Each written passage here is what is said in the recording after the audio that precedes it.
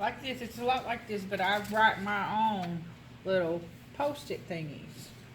And then I take the weeks that we have, and sometimes I don't usually do it all the way out. I'll just do a couple weeks at a time, and I'll make the little post-its and try to fit them on between tests, basically. Make sure I can fit everything in. So spans across an A day, B day, and then after I actually teach it, I write it in ink. So I'll probably write this one in ink today, make sure I taught it, and make little notes if I have to, like there was a 10th grade assembly, things like that.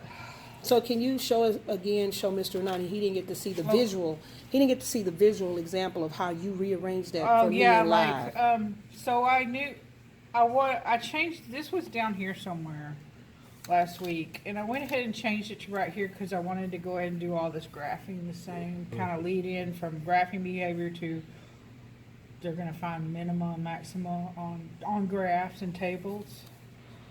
And so I put that there, but this was just floating up here. I hadn't decided where to put that yet. So, well, I think they need to do evaluating before applications because some of the applications on our sheet have them putting values in. Yeah. Okay, so we're going to do evaluating right here.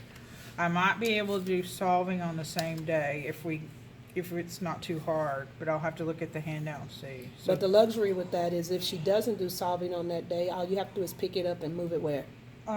Pick it up and move it to the next possible spot, yes, right? I can move it, or we could do it on the same day as the review.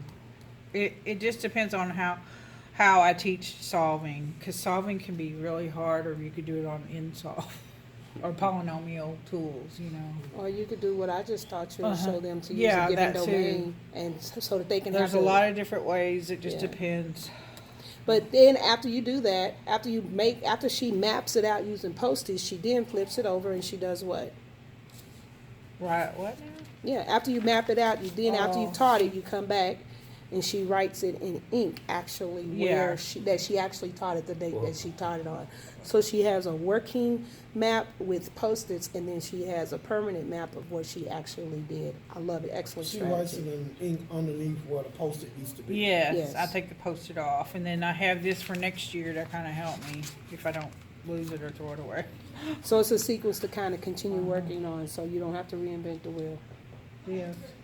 Awesome strategy. Thank you for I'm really allowing me worried. to, thank you for allowing me to share this with other teachers, Ms. Bates. I just You're want you to know welcome. your face is not on the video, okay? I just, It's a beautiful strategy. I didn't know.